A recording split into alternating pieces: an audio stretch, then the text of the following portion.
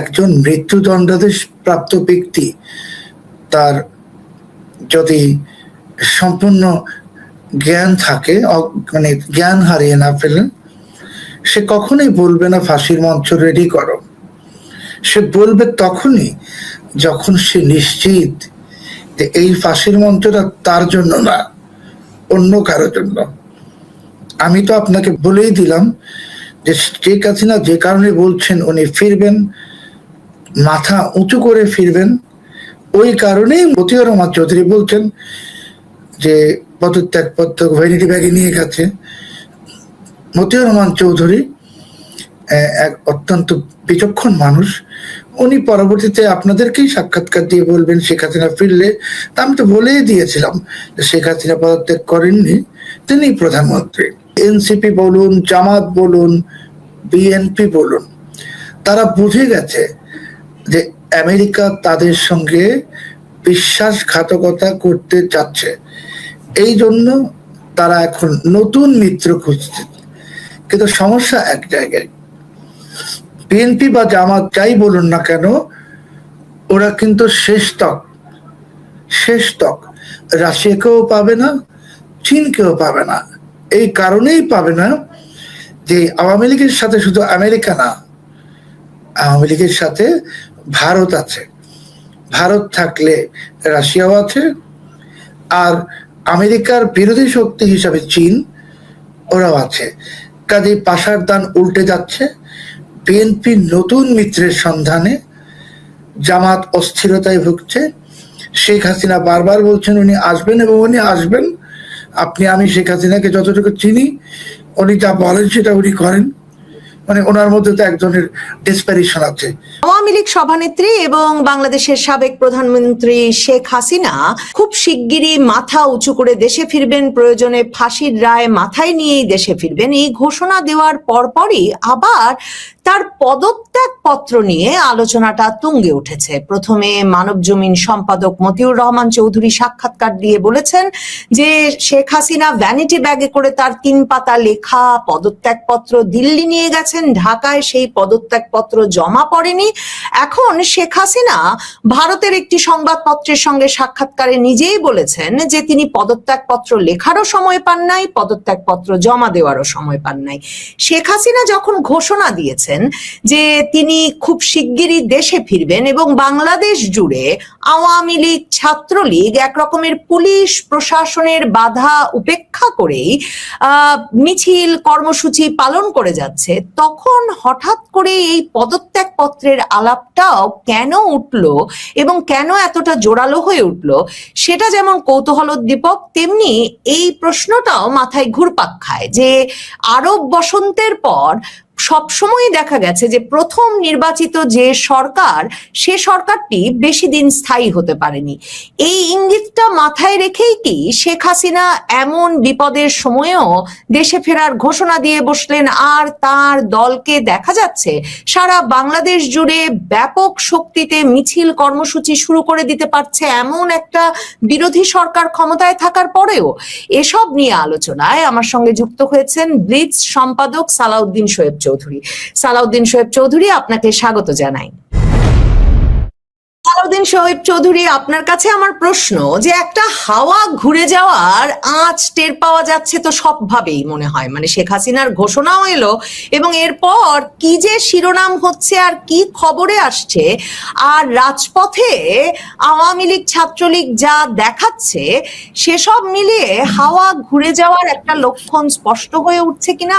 আমেরিকার হাওয়া গায়ে না লাগলে হাওয়া বদল হওয়া তো খুব মুশকিল। মার্কিন যুক্তরাষ্ট্রের হাওয়া গিয়ে শেখ হাসিনার গায়ে লেগেছে, মানে আরব বসন্তের পরের ঘটনা কি বাংলাদেশেও খুব শিগগিরই ঘটতে যাচ্ছে?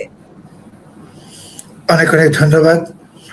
আপনি যেমনটা বলছিলেন আরব বসন্ত এবং জেসমিন রেভলিউশন, দেখুন 2011 সালের 14 জানুয়ারি তিউনিসিয়ায় জেসমিন রেভলিউশনের পর সেখানকার যে 23 বছরের যে কর্তৃত্ববাদী শাসক বেন আলী, ওনার পতন হয়।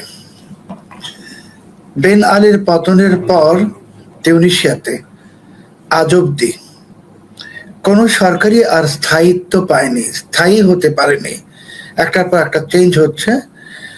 আর তিউনিসিয়ার অবস্থাটা হলো ঠিক এই এই মুহূর্তে বাংলাদেশে যে অবস্থা সেরকম, মানে সর্বত্র এক ধরনের অস্থিরতা বিরাজ করছে। আবার আরব বসন্তের মাধ্যমেই মিশরে যে সরকার পতন হয়, সেখানে আমেরিকা মোহাম্মদ মুরসিকে ক্ষমতায় বসায় এবং মোহাম্মদ মুরসিকে ক্ষমতায় বসানোর পর 14 মাস ঠিক বাংলাদেশের মতনই তাণ্ডব হওয়ার পর সেখানে ক্ষমতা নেন Abdul Fattah al Sisi general. দুটোই আরব বসন্তের ফল, প্রোডাক্ট। একটা হলো তিউনিসিয়া, এখন পর্যন্ত অস্থিতিশীল, আরেকটা হলো মিশর, পুরোপুরি স্থিতিশীল। কারণ হলো সেখানে আর কখনো কথিত গণতন্ত্রের নামে গবেষণা করা হয়নি। সেখানে একজন জেনারেলকে আমেরিকা সমর্থন দিয়ে ক্ষমতায় বসিয়েছে। এটা হলো আরব বসন্তের প্রেক্ষাপট। এবার এশীয় বসন্তের প্রেক্ষাপট যদি দেখেন, যে শ্রীলঙ্কায় যে পট পরিবর্তন হলো, রাজাপাকসা, বা বাংলাদেশে হলো, এর আগে পাকিস্তানে হলো, নেপালে হলো। তো পাকিস্তানে কিন্তু ইমরান খানকে সরিয়ে ক্ষমতায় পট পরিবর্তন করে এখন যারা আছে ক্ষমতায় তাদেরকে আনা হয়েছে। কিন্তু আপনি জানেন যে এখন পাকিস্তানের রাস্তায় ককরোচ আওয়ামী পার্টি বা তরুণদের একটি আন্দোলন, সেটা ক্রমশ বিস্তৃত হচ্ছে, বিস্তার লাভ করছে। তার মানে মার্কিন যুক্তরাষ্ট্র সেখানে আবারও রেজিম চেঞ্জ করবে এবং ইমরান খানকে ক্ষমতায় ফিরিয়ে আনবে। নেপালে মাত্র কয়েকদিন আগে যে পট পরিবর্তন হলো, যে জেনজিদেরকে নিয়ে অনেকের উচ্ছ্বাস ছিল, সেই জেনজি কিন্তু এরই মধ্যেই ফেল করতে শুরু করেছে। এবং নেপালের ইতিহাসে আসলে কখনই তো কোনো সরকারই 1 বছরের বেশি টিকতে পারে নাই, এরাও পারবে না। ব্যতিক্রম ছিল শ্রীলঙ্কা, সেখানে মিলিটারি রুল হয় নাই, কিন্তু সেখানকার মানুষ, জনগণ খুব সেন্সিবলি এটাকে হ্যান্ডেল করেছেন, যার জন্য একটা দেউলিয়া অর্থনীতি আবার সজাগ হয়ে গেছে, সচল হয়ে গেছে, শক্তিশালী হয়ে গেছে। এবং শ্রীলঙ্কায় একটি তাদের সৌভাগ্য হলো সেখানে কোনো মোহাম্মদ ইউনুস ছিল না, যে নাকি ওই প্রেসিডেন্টের সরকারি বাসভবনকে জাদুঘর বানাবেন। আপনি যেটা বলছেন শেখ হাসিনার প্রত্যাবর্তন নিয়ে মানবজমিন সম্পাদকের যে সাক্ষাৎকার, দেখুন মানবজমিন সম্পাদক, আমি একটা স্মৃতিচারণ করব। 2009 সালে যখন শেখ হাসিনা সরকার গঠন করলেন, তার ঠিক 2 দিন পর ওয়ালসু টাওয়ারের ওনার অফিস ছিল তখন মানবজমিনের। তো আমি গেছি ওনার সঙ্গে দেখা করতে। উনি বললেন যে শেখ হাসিনা কিন্তু ভীষণ কর্তৃত্ববাদী হবে এবং দীর্ঘ সময় ক্ষমতায় থাকবে, লেখালেখিতে সাবধান হয়ে যান। উনি কখন বলল? 2009 জানুয়ারি মাসেই। তারপরে কিন্তু আমরা দেখলাম কি হলো। তো এই মতিউর রহমান চৌধুরী, উনি শুধু যে আপনি বলবেন যে উনি একজন অনুসন্ধানী সাংবাদিক, এটা তো আছেই, সেটা বড় কথা না। উনি ভীষণভাবে ওয়েল কানেক্টেড একজন সাংবাদিক, আরো মোটা দাগে বললে আমেরিকার লোক। তো মতিউর রহমান চৌধুরী এই বাংলাদেশের রাজনীতির আবহাওয়াটা বুঝতেছেন, জানেন কি হচ্ছে। উনি জানেন নিশ্চিতভাবেই যে মার্কিন যুক্তরাষ্ট্র শেখ হাসিনাকে আবার ফেরত আনবে এবং ক্ষমতায় বসাবে। ক্ষমতায় বসাতে হলে তো একটা প্রশ্ন চলে আসতো যে একটা নির্বাচন হয়েছে, একটি নির্বাচিত সরকার আছে। তো 5ই অগস্ট 2024 থেকে তারপরে যা কিছু ঘটেছে, এটা যে অসাংবিধানিক সেটাকে প্রমাণ করার জন্য একটা দলিল সামনে রেখে দিয়েছেন মতিউর রহমান চৌধুরী। এবং সেই দলিল বলে উনি খুবই কৌশলে উনি তো কূটনৈতিক সংবাদদাতাও ছিলেন, তো কূটনীতিটা উনি সবার চাইতে অনেক ভালো বোঝেন। উনি খুব কৌশলে বার্তাটা দিয়ে দিয়েছেন যে আইনের সংজ্ঞায়, আন্তর্জাতিক আইনে শেখ হাসিনাই বাংলাদেশের এখনো প্রধানমন্ত্রী। যেহেতু ওনার কাছে আভাসটা আছে, আপনার কাছেও নাই, আমার কাছেও নাই, কারণ আমাদের তো আর আমেরিকাতে ওনার মতো যোগাযোগ নাই। উনি জানেন শেখ হাসিনা আসছেন বলেই উনি এই সাক্ষাৎকারটা দিয়েছেন। আর শেখ হাসিনাও জানেন মতিউর রহমান চৌধুরী কেন এই সাক্ষাৎকারটা দিয়েছেন। দেখুন, শেখ হাসিনার যে স্বভাব আমরা জানি যে উনি কিন্তু রিয়াক্ট করেন, কিন্তু মতিউর রহমান চৌধুরীর এই বক্তব্যে উনি কিন্তু কোনো রিয়াক্ট করেননি। তার মানে মতিউর রহমান চৌধুরীর কাছে যে তথ্য, শেখ হাসিনার কাছে যে তথ্য, দুটো একই সূত্রে গাঁথা। শেখ হাসিনা যা জানেন, মতিউর রহমান চৌধুরীও তা জানেন। শেখ হাসিনা সেটা এক ভাষায় বলছেন, উনি আসবেন। মতিউর রহমান চৌধুরী এটা ভিন্ন ভাষায় বলছেন, শেখ হাসিনাই বাংলাদেশের প্রধানমন্ত্রী।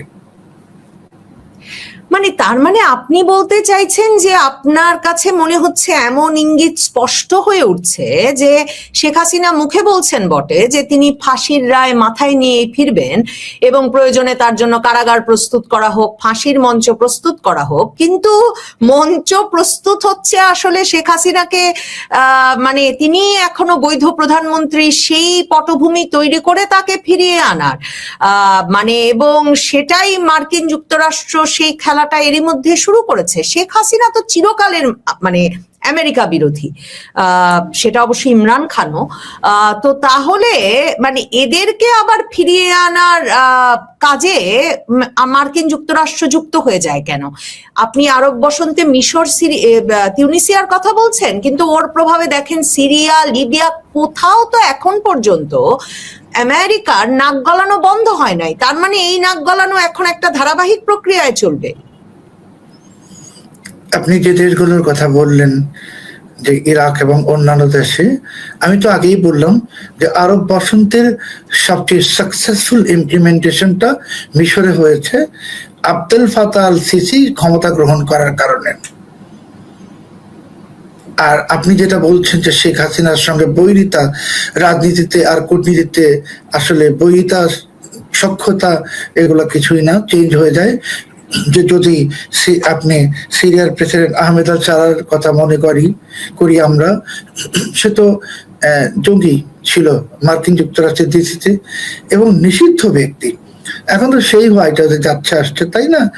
কাজেই শেখ হাসিনা যে ফিরে এসে হোয়াইট হাউসে যাবেন না বারবার ঘন ঘন, এর কোনো নিশ্চয়তা নাই। দ্বিতীয় হলো যে একজন মৃত্যুদণ্ডাদেশ প্রাপ্ত ব্যক্তি তার যদি সম্পূর্ণ জ্ঞান থাকে, মানে জ্ঞান হারিয়ে না ফেলেন, সে কখনোই বলবে না ফাঁসির মঞ্চ রেডি করো। সে বলবে তখনই যখন সে নিশ্চিত যে এই ফাঁসির মঞ্চটা তার জন্য না, অন্য কারোর জন্য। আমি তো আপনাকে বলেই দিলাম যে শেখ হাসিনা যে কারণে বলছেন উনি ফিরবেন, মাথা উঁচু করে ফিরবেন, ওই কারণেই মতিউর রহমান চৌধুরী বলছেন যে পদত্যাগপত্র ভ্যানিটি ব্যাগে নিয়ে গেছে। মতিউর রহমান চৌধুরী এক অত্যন্ত বিচক্ষণ মানুষ, উনি পরবর্তীতে আপনাদেরকেই সাক্ষাৎকার দিয়ে বলবেন শেখ হাসিনা ফিরলে। তা আমি তো বলেই দিয়েছিলাম যে শেখ হাসিনা পদত্যাগ করেননি, তিনি প্রধানমন্ত্রী। দ্বিতীয় হলো যে এই সমস্ত আরব বসন্ত আর এশীয় বসন্ত যাই কিছু বলেন, মার্কিনীরা তো স্বার্থ সিদ্ধির জন্য আসছে। তো ইরাকে স্বার্থ সিদ্ধি এখনো হচ্ছে একটা কারণে, যে ইরাকের মানুষরা এখনো আমেরিকার বিরুদ্ধে এতটা সংগঠিত না, ওখানে বিভাজন আছে। বাংলাদেশে যারা শেখ হাসিনাকে ক্ষমতাচ্যুত করেছে মূলত কট্টরপন্থী ধর্মীয়, তারা তো আসলে এন্টি আমেরিকান। আর এখন মার্কিন বিরোধিতা আরো বেড়ে গেছে এই বাণিজ্য চুক্তি, শূকরের মাংস ইত্যাদি কারণে। তো আমেরিকা তো আমি আপনাকে আগের প্রোগ্রামে বলেছিলাম যে মার্কিন যুক্তরাষ্ট্রের চট্টগ্রামটা লাগবে সামরিক ঘাঁটি করার জন্য। মার্কিন যুক্তরাষ্ট্রের আরাকানকে করিডোর দিতে হবে, কিন্তু এই সমস্ত দাবি বা প্রত্যাশা তো পূরণ ইউনুস করেনি। বিএনপি হয়তো করবে, কিন্তু আমেরিকা জানে যে এটা করে আসলে শেষ পর্যন্ত ওরা টিকতে পারবে না। দ্বিতীয়, আপনাকে আমি একটা ইঙ্গিত দিচ্ছি যে হাওয়া যে ঘুরে যাচ্ছে, পাশার দান যে উল্টে যাচ্ছে, তার একটি চলচ্চিত্র প্রমাণ আপনার সামনে এখন আমি হাজির করছি। আপনারা জানেন, আমরা জানি, সবাই জানে যে ডক্টর খলিলুর রহমান হলেন ভয়েস অফ আমেরিকা, মানে আমেরিকার লোক। ওই যে ছোটবেলায় হিজ মাস্টার্স ভয়েসের যে রেকর্ডটা দেখতাম না আমরা, ওখানে একটা রেকর্ডের গ্রামোফোনের সামনে একটি বিশেষ প্রাণী বসে থাকতো। এখন খলিলুর রহমান হঠাৎ করে চীনে গিয়ে বললেন ব্রিক্সে জয়েন করতে চাই, সাংহাই কোঅপারেশন অর্গানাইজেশনের সিওতে জয়েন করতে চাই। উনি রাশিয়াতে গিয়েও বলছেন ব্রিক্সে জয়েন করতে চাই, তোমাদের সমর্থন দাও। ব্রিক্স তো হলো আমেরিকার বিরুদ্ধে একটা শক্তি, একটা সংগঠন, সংস্থা। এই সিওটাও একই। তাহলে এই খলিলুর রহমান যে মার্কিন যুক্তরাষ্ট্রের লোক, উনি কেন এখন উল্টো কথা বলছেন? উনি কি তাহলে ইচ্ছায় বলছেন, না ওনাকে বলানো হচ্ছে? যেহেতু হুমায়ুন কবির ওনার সাথে গেছেন, হুমায়ুন কবির ওনাকে দিয়ে বলাচ্ছেন কিনা, বলতে বাধ্য করছেন কিনা, আর খলিলুর রহমানই বা বলছেন কেন? কারণ জীবনের মায়া তো সবারই আছে। তো খলিলুর রহমান জানেন, ওই যেই কথাটা হাসিনা জানেন, শেখ হাসিনা জানেন, যেই কথাটা মতিউর রহমান চৌধুরী জানেন, একই কথা খলিলুর রহমানও জানেন, যে শেখ হাসিনাকে মার্কিন যুক্তরাষ্ট্র বাংলাদেশে আবার ফেরত এনে ক্ষমতায় বসাবে। তখন ওনাকে যেন একেবারে আমেরিকার দালাল হিসেবে ব্র্যান্ডিং না করা হয়। মানে আমেরিকার দালাল, আপনি যদি বলেন যে আমেরিকায় এনে হাসিনাকে বসালে আর আমেরিকার দালাল হতে সমস্যা কোথায়? শেখ হাসিনা তো কারো দালাল হিসেবে আসবে না, আর শেখ হাসিনা কারো দালালিকে প্রশ্রয় দিবেন না। আর খলিলুর রহমান যে ক্ষতিগুলো বাংলাদেশের করেছে ইতিমধ্যে, এটা তো ইররিপেয়ারেবল। এখন পাশার দান উল্টে যাচ্ছে। বিএনপি সরকার আমেরিকার আঁচল ছেড়ে রাশিয়ার আঁচল ধরার চেষ্টা করছে, চীনের আঁচল ধরার চেষ্টা করছে। আজকেও দেখলাম গণমাধ্যমে যে আবারও ওই তরুণ ছাত্র নেতাদেরকে চীন নিয়ে গেছে আমন্ত্রণ করে, সেখানে কিছু চীন পরিচিত এনসিপির লোকেরাও আছে। কেন নিচ্ছে চীন এত ঘন ঘন ঘন ঘন? আর ওরাই বা চীনে এত ঘন ঘন কেন যাচ্ছে? কারণ হলো যে এই এনসিপি বলুন, জামাত বলুন, বিএনপি বলুন, তারা বুঝে গেছে যে আমেরিকা তাদের সঙ্গে বিশ্বাসঘাতকতা করতে চাচ্ছে। এই জন্য তারা এখন নতুন মিত্র খুঁজছে। কিন্তু সমস্যা এক জায়গায়, বিএনপি বা জামাত যাই বলুন না কেন, ওরা কিন্তু শেষ তক রাশিয়াকেও পাবে না, চীনকেও পাবে না। এই কারণেই পাবে না যে আওয়ামী লীগের সাথে শুধু আমেরিকা না, আওয়ামী লীগের সাথে ভারত আছে। ভারত থাকলে রাশিয়াও আছে, আর আমেরিকার বিরোধী শক্তি হিসাবে চীন, ওরাও আছে। কাজেই পাশার দান উল্টে যাচ্ছে। বিএনপি নতুন মিত্রের সন্ধানে, জামাত অস্থিরতায় ভুগছে। শেখ হাসিনা বারবার বলছেন উনি আসবেন, এবং উনি আসবেন। আমি শেখ হাসিনাকে যতটুকু চিনি, উনি যা বলেন সেটা উনি করেন। মানে ওনার মধ্যে তো একজনের ডেসপারেশন আছে, উনি তো কাউকে পরোয়া করেন না। বারবার জেনারেল সিসির কথা বলেন, মানে শেখ হাসিনা যখন বলেছেন, কিছু হিসাব রেখে বলেছেন, একটা সময়ে পৌঁছেছেন বলে বলেছেন। কারণ এ কথাও তো তিনি মে মাসের আগে কখনো বলেন নাই তিনি দ্রুত দেশে ফিরবেন, কিংবা জুনের আগে তিনি কখনো সংবাদ মাধ্যমে সাক্ষাৎকার দিয়ে বলেন নাই যে পদত্যাগপত্র লেখার সময় পান নাই, পদত্যাগপত্র দিয়ে যেতে পারেন নাই। কাজে তিনি কোন সময়ে কোনটা বলছেন সেটা যে খুব বুঝে শুনে বলছেন, কারণ সাক্ষাৎকারগুলো দিচ্ছেন লিখিত, ইমেইলের মাধ্যমে উত্তর দিচ্ছেন। কাজে ভাবনা চিন্তা কি দলিলবদ্ধ রাখতে চান সেসব বুঝে বলছেন, তা নিয়ে আমার কোনো সন্দেহ নাই।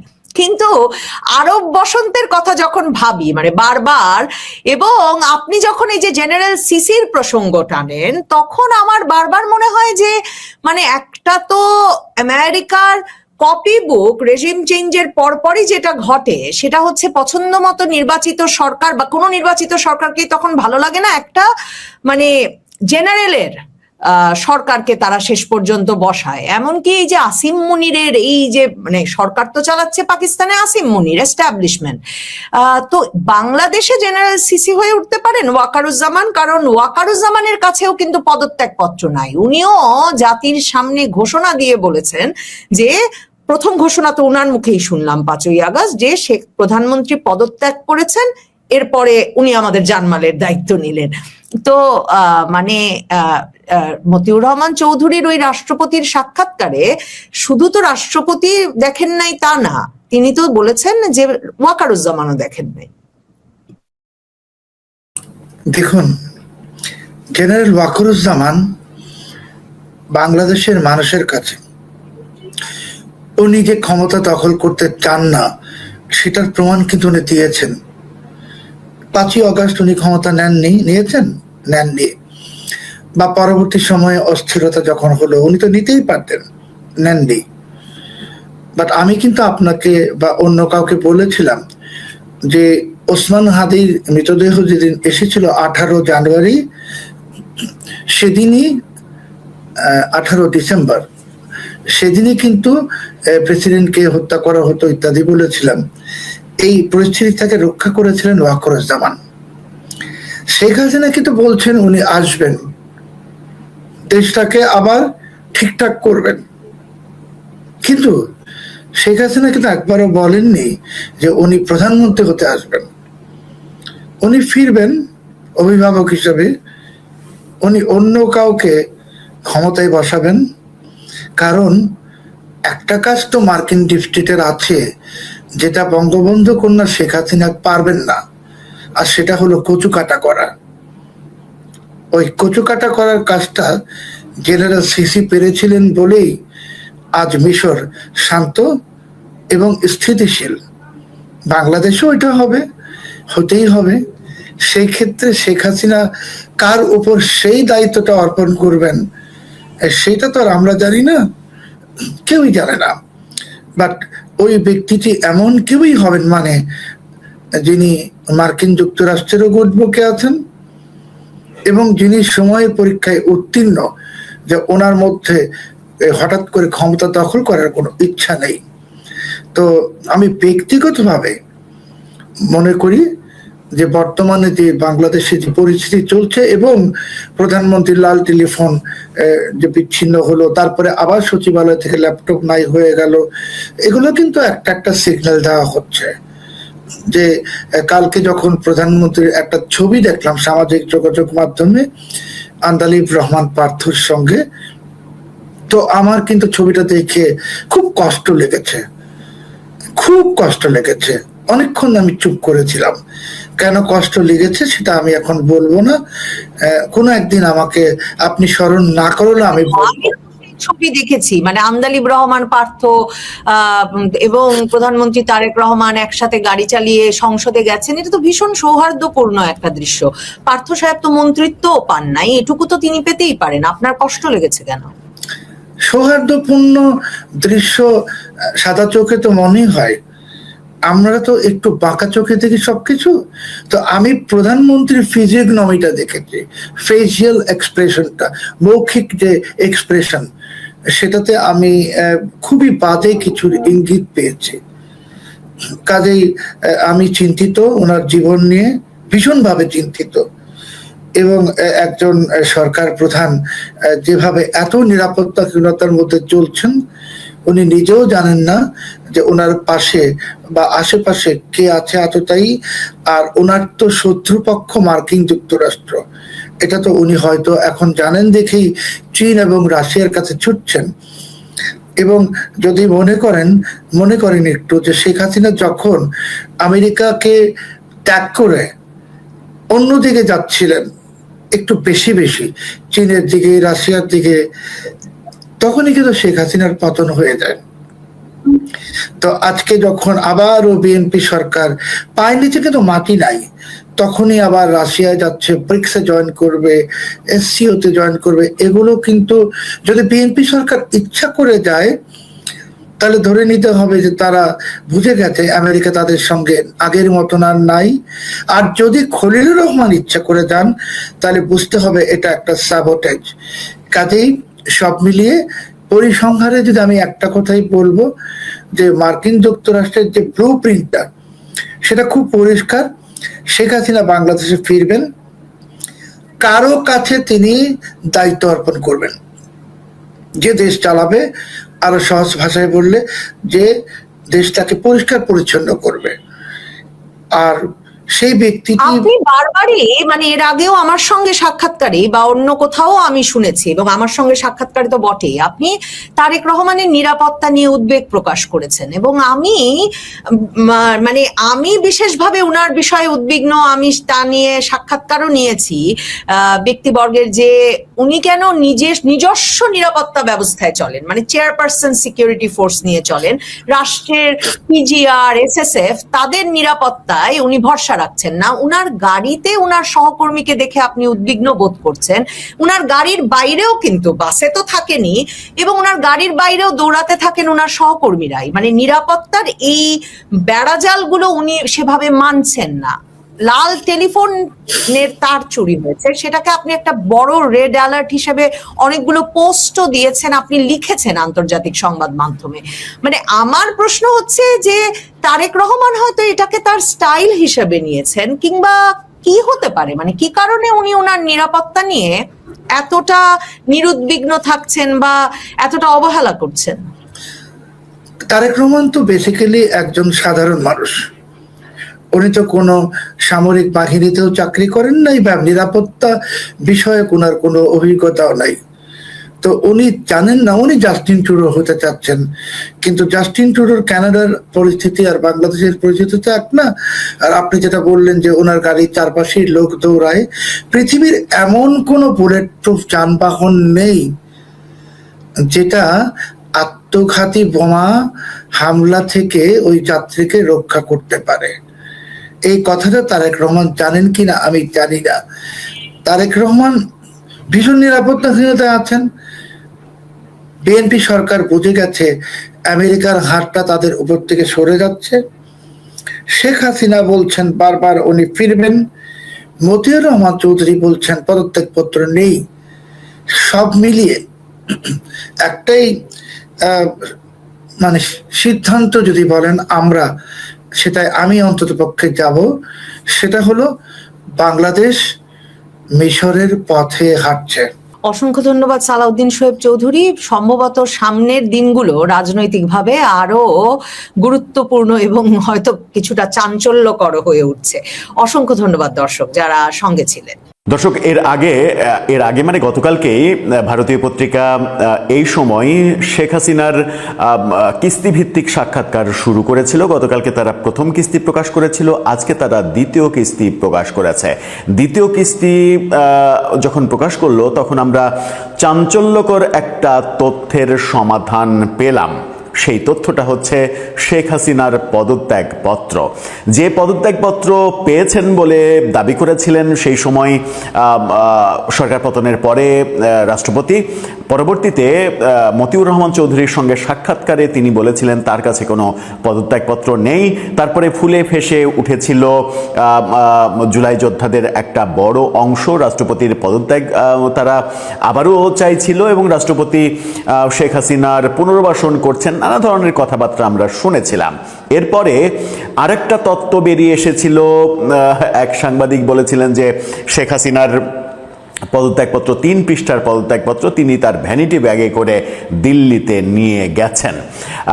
এই ব্যাপারগুলো নিয়ে আলোচনা যখন তুঙ্গে ছিল তখন শেখ হাসিনার কোনো বক্তব্য আমরা জানতে পারছিলাম না। অবশেষে পদত্যাগপত্র ইস্যু সহ ভারতে কিভাবে গেলেন, কোথায় যাওয়ার কথা ছিল, সেই ব্যাপারগুলো নিয়ে একেবারে খোলামেলা কথা বললেন। এই প্রথম প্রায় 2 বছরের মাথায় এসে শেখ হাসিনা পদত্যাগ করেছিলেন কিনা, তিনি ভারতে কেন গেলেন, কোন প্রেক্ষাপট তৈরি হয়েছিল, সেই ব্যাপারগুলো সম্পর্কে তার নিজের ভাষ্য আমরা জানলাম ভারতীয় গণমাধ্যম এই সময়ের কল্যাণে। কি বললেন তিনি? পদত্যাগ কি সত্যিই তিনি করেননি? মানে তাহলে পদত্যাগপত্র কোথায় গেল? তিনি কি নিয়ে গিয়েছিলেন? কেন তিনি ভারতে গেলেন? তার মতের বিরুদ্ধেই কি তাকে ভারতে নেওয়া হয়েছিল?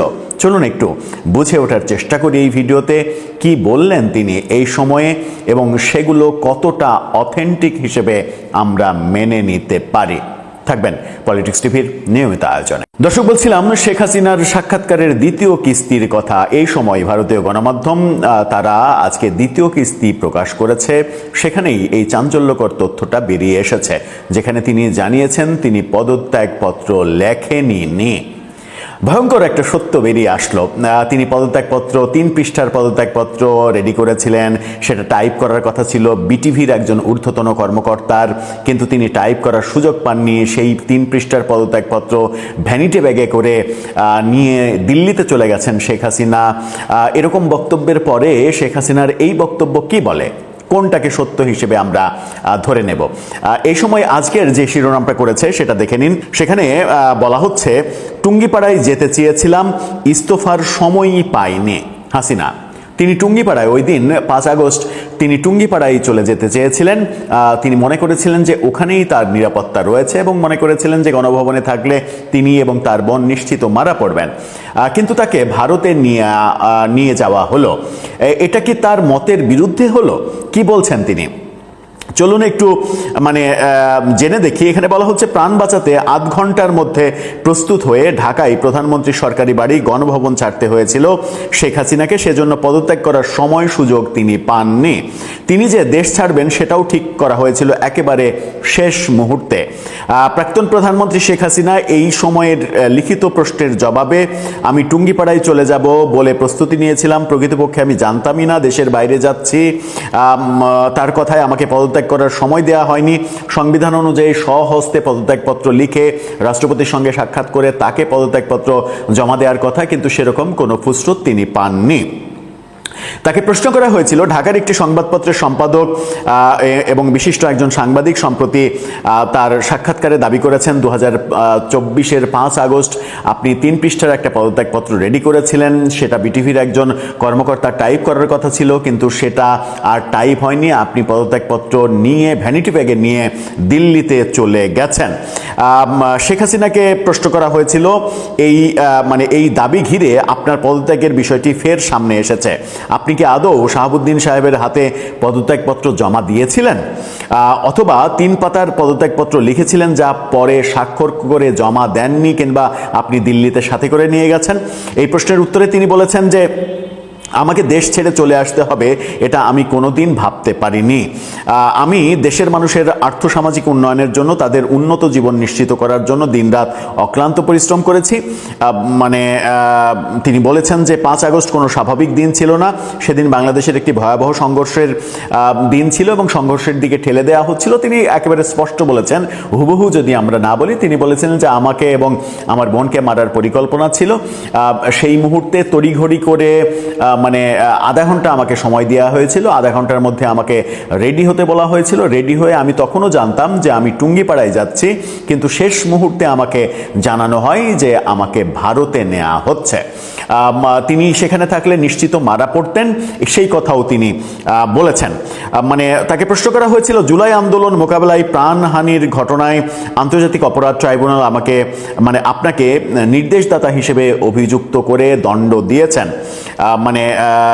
এই জাতিসংঘের যে মানবাধিকার বিষয়ক হাই কমিশনারের কাছে আইনজীবীর চিঠি, আপনার আইনজীবীর চিঠি, সেখানে প্রাণনাশের যে সংখ্যা, সেই সংখ্যা নিয়ে আপনার আপত্তি, সেই ব্যাপারে জাতিসংঘের বক্তব্য, এই ব্যাপারগুলো নিয়ে আপনি কি বলতে চাইছেন? তিনি বলছেন যে এই ঘটনাটা মূলত হচ্ছে আমি যে যুদ্ধাপরাধীদের বিচার করেছিলাম সেই বিচারের প্রতিশোধ। আর কিছুই না। যুদ্ধাপরাধের আদালতে, যেখানে যুদ্ধাপরাধীদের মানে বিচার হওয়ার কথা, যে আদালত তৈরি হয়েছিল, সেখানে ইউনূস তার মানে মেটিকুলাস ডিজাইন দিয়ে আইন সংশোধন করে এই আদালতে আমার বিচার প্রক্রিয়া শুরু করেছে। এটা মূলত ওই যুদ্ধাপরাধীদের আমি যে বিচার করেছি সেটার প্রতিশোধ, এবং এই আদালতের কোনো মানে নেই, কোনো ভিত্তি নেই। এবং তিনি জাতিসংঘের রিপোর্ট সম্পর্কেও বলেছেন যে মানে জাতিসংঘের রিপোর্ট এটা প্রভাবিত রিপোর্ট, ইউনূসের বানিয়ে দেয়া রিপোর্ট, এই রিপোর্টের উপরে আস্থা রাখার কোনো কারণ নেই। এবং ভলকার তুর্ক সহ জাতিসংঘের তখনকার ভূমিকা নিয়ে তিনি প্রশ্ন তুলেছেন। তিনি বলেছেন যে এই জাতিসংঘের তৎকালীন কর্মকর্তারা এই মানে সন্ত্রাসী কর্মকাণ্ডের পেছনে পৃষ্ঠপোষকতা দিয়েছে, অর্থাৎ ভলকার তুর্ক সহ জাতিসংঘকে দায়ী করেছেন তার পেছনে কাজ করার যে মানে ব্যাপার, সেই ব্যাপারগুলো মানে হয়েছে এরকম তিনি বলছেন। অর্থাৎ জাতিসংঘকে পুরোপুরি তিনি দোষারোপ করেছেন। এই প্রথম জাতিসংঘকে সরাসরি তিনি দোষারোপ করলেন। প্রাণদণ্ডপ্রাপ্ত শেখ হাসিনা তিনি বলেছেন যে কোনো মৃত্যুই কাম্য নয়। প্রথম হতাহতের ঘটনার পরে আমি সঠিকভাবে তদন্ত করার জন্য একটা বিচার বিভাগীয় স্বাধীন তদন্ত কমিশন করে দিয়েছিলাম, কিন্তু ইউনূস সরকার আসার পরে সেই কমিশনও বাতিল করে দিয়েছে, তারা তদন্ত করতে দেয়নি। তদন্ত করলে প্রকৃত তথ্য, প্রকৃত সত্য বেরিয়ে আসতো। মানে জাতিসংঘের মানবাধিকার শাখার রিপোর্ট প্রসঙ্গে শেখ হাসিনা বলেন, তারা এই তদন্ত করেছিল ইউনূসের নেতৃত্বাধীন অন্তর্বর্তী সরকারের আমন্ত্রণে, যারা চক্রান্ত করে অবৈধভাবে ক্ষমতা দখল করলো, তাদের আমন্ত্রণে পরিচালিত তদন্ত কিভাবে স্বাধীন এবং নিরপেক্ষ হতে পারে। এবং তিনি এটাও বলেছেন যে ইউনূস নিজেই বলেছে যে এই আন্দোলনটা মেটিকুলাস ডিজাইনে করা, এবং এই ডিজাইনের সঙ্গে ইউনূস নিজেও জড়িত ছিল। এটা কোনো কোটা আন্দোলন ছিল না, এটা কোনো ছাত্র আন্দোলন ছিল না, এটা মূলত রেজিম চেঞ্জের একটা ষড়যন্ত্র ছিল, যেটাকে ইউনূস নিজেই বলেছেন যে মেটিকুলাস ডিজাইন, এভাবেই তিনি আখ্যা দিয়েছেন। তিনি আখ্যা দিয়ে মানে বলেছেন যে মানে জাতিসংঘের OHCHR এর কমিশনার ভলকার তুর্ক 2025 সালের মার্চে বিবিসিতে দেয়া এক সাক্ষাৎকারে বলেছেন, তিনি বাংলাদেশ সেনাবাহিনীকে হুঁশিয়ারি দিয়েছিলেন আন্দোলন দমনে কঠোর হলে শান্তিরক্ষা মিশন থেকে সরিয়ে দেয়া হবে। এটা দৃশ্যত একটা দেশের অভ্যন্তরীণ ব্যাপারে নাক গলানো। ভলকার তুর্ক কখনোই কোনো দেশের সেনাবাহিনীকে এ ধরনের বক্তব্য দিতে পারেন না, এবং ওই বক্তব্যই প্রমাণ করে যে ভলকার তুর্ক জাতিসংঘকে কাজে লাগিয়ে এই যে রেজিম চেঞ্জ, এই রেজিম চেঞ্জের পক্ষে তিনি ভূমিকা পালন করেছেন। এই কারণে তার তৈরি করা রিপোর্ট, এই রিপোর্টটা কোনোভাবেই গ্রহণযোগ্য নয়। অর্থাৎ সেনাবাহিনী যেন সরকারের পক্ষে অবস্থান গ্রহণ না করে, এই কারণে জাতিসংঘের একেবারে সরাসরি চাপ ছিল, সেই বক্তব্যও তিনি দিয়েছেন। শেখ হাসিনার মতো বলবেন, এটাই স্বাভাবিক। তার বক্তব্য আমরা কতটা গ্রহণ করব, কতটা বর্জন করব, সেটা আমাদের একান্তই ব্যাপার। আমি হয়তো একটু কম গ্রহণ করব, আরেকজন হয়তো একটু বেশি গ্রহণ করবে, যার যার ইন্ডিভিজুয়াল ব্যাপার।